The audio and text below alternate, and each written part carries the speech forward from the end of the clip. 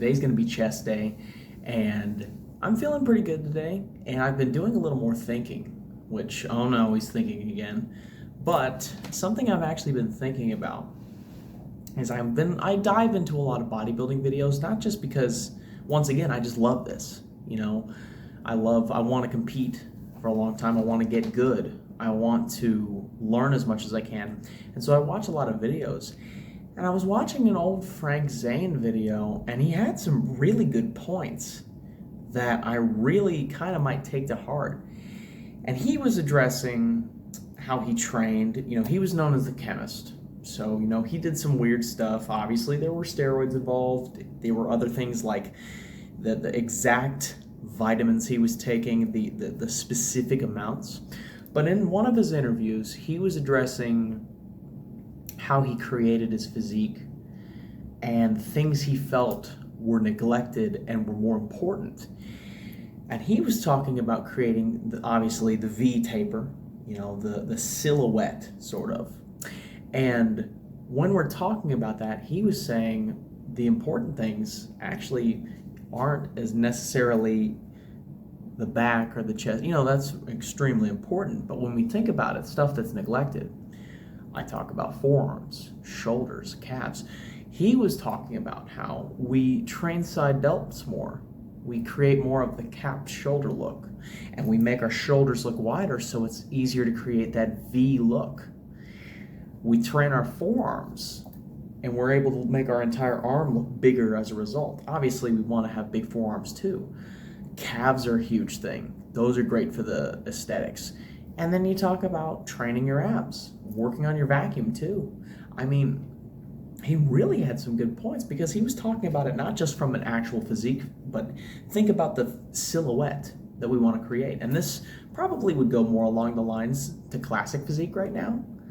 But ultimately, I think it was great advice. And I think just being able to dive into that stuff, I eat that stuff up all the time. And just hearing that kind of stuff and it being kind of along the lines of what I already do, where I train a lot of forearms, or at least try to. Same with calves and side delts. It makes me happy, So with that being said, I'm ready to go train some chest, and I will see you guys after, and hopefully, maybe I'll set a few PRs.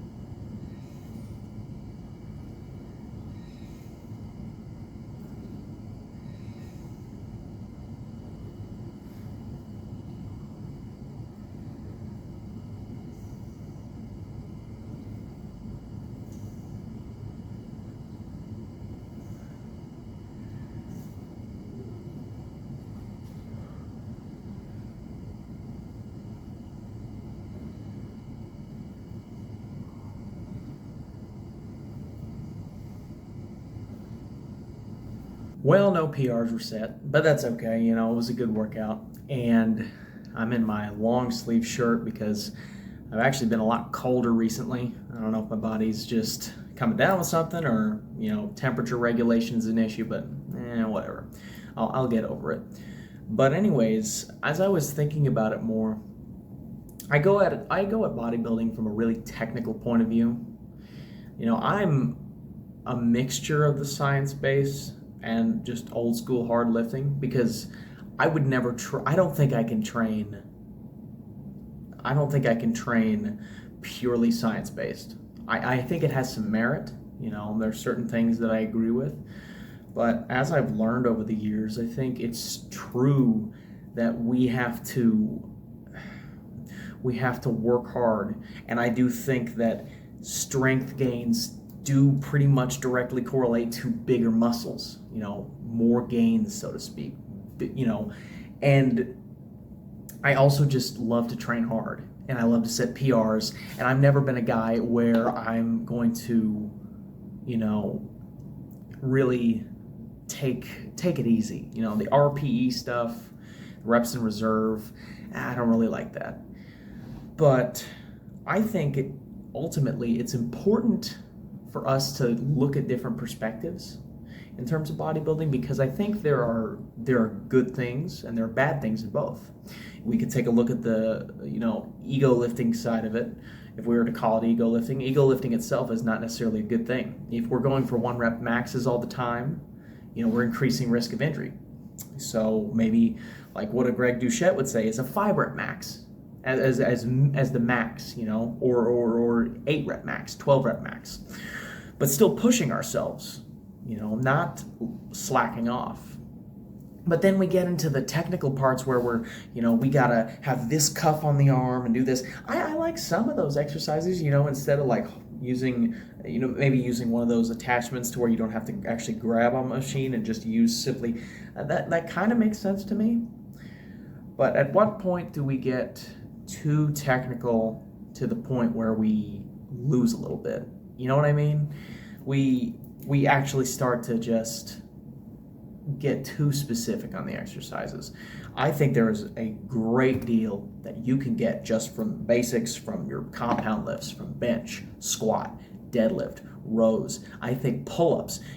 We have to establish the basics. That is a must. And there are certain things where, yes, you can science-base them, and we can talk about that all day and the scientific merits behind them. We can talk about the scientific merits behind compound lifts.